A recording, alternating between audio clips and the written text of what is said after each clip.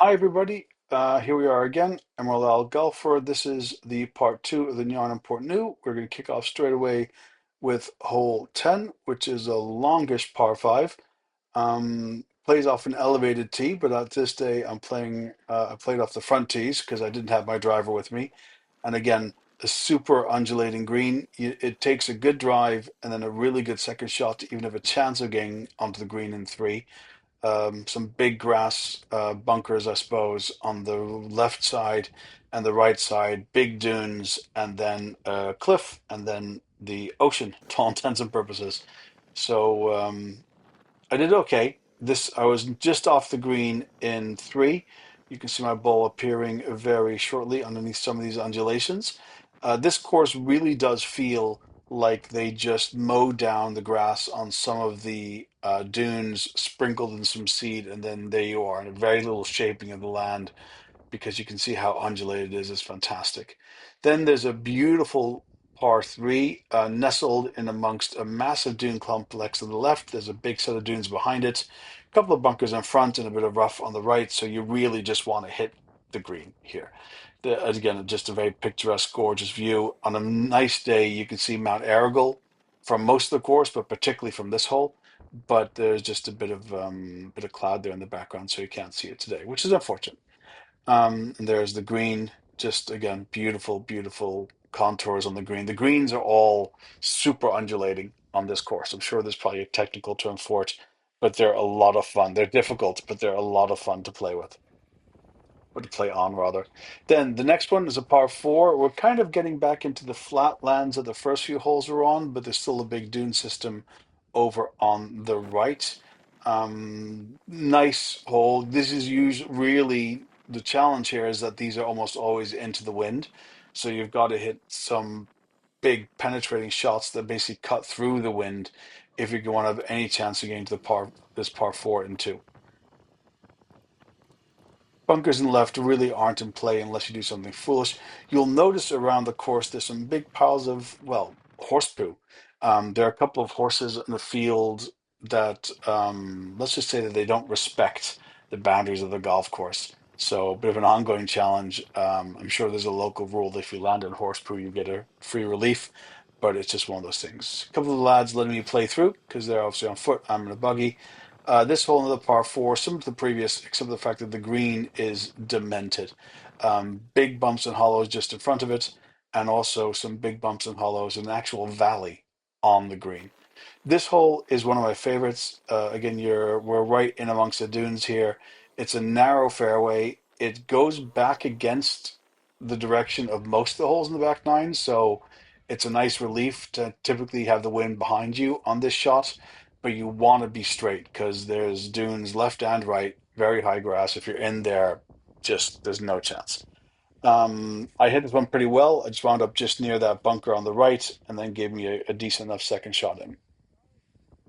But just a beautiful, beautifully designed, relatively flat fairway, a very kind fairway compared to most on this course. But it's a joy. This entire course is a joy, but this hole is one of my favorites as well. Big, big, big, deep grass bunker on the right.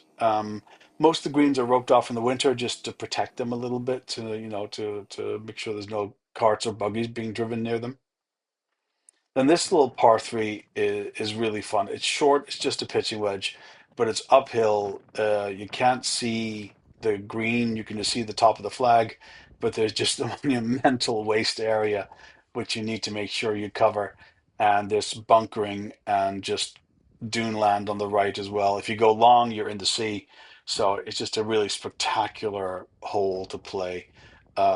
Intimidating, but actually not as hard as it looks because like I say, it is just a good pitching wedge will put you middle of the green, and then depending where the pin is, you can hopefully do something good. Now, I did something bad this hole. I duffed it completely and put myself in the waste ground in front of the green.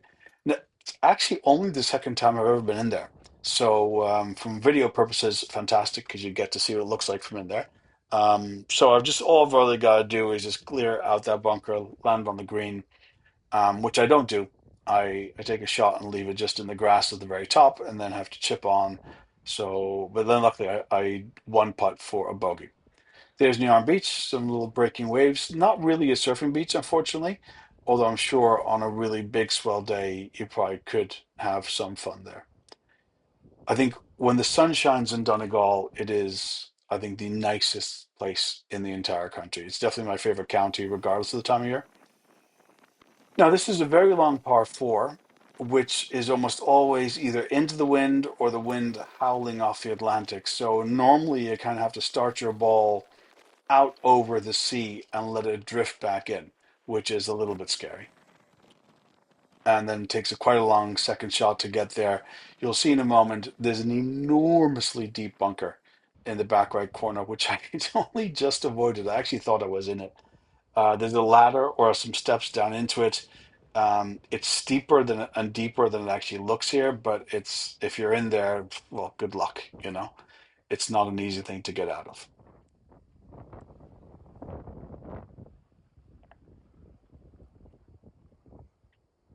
And as the greens on this course go, this one's actually relatively flat and easy.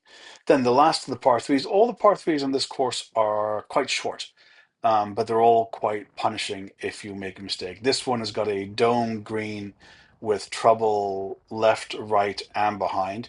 Playing up, if you duff it and go short, you're kind of okay. But if you go long, you're gone. You go left, you're gone. You go right, you're really gone.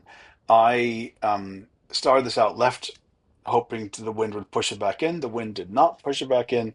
So it took one bounce and then careened down the back of the green just on the left and then rolled into some pretty unpleasantness. I topped it and then put it in the other grass bunker, which again, from a video point of view, is excellent because you get to see all the cool things, but it did not help my score in the slightest. And the 18th is a par five, and it's got the most hilariously undulating and straight up bumpy fairway I think I've ever seen. It's hugely fun to play, but does give you really unpleasant lies at times. I kind of got away with it when I was playing it today, when I played this, which was actually yesterday. But yeah, so it's a really nice course to bring you back in towards the clubhouse. My shot there was pretty good. I'm going to chip on, which is great. I'm driving around the back of the little dunes, just past the clubhouse, and that is the 18th there from a different angle. So there you go. Narin Portnoo links.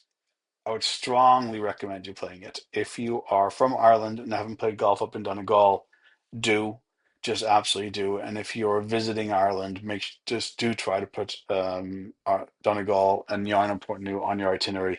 It's a great, great course. Now, the weather was beautiful today. It's not always beautiful, and the weather can change really fast. So do bring some waterproofs and something warm. But trust me, it is worth it. Anyway, that's it. Emerald Isle Golfer, thank you all very much, and I'll see you all soon.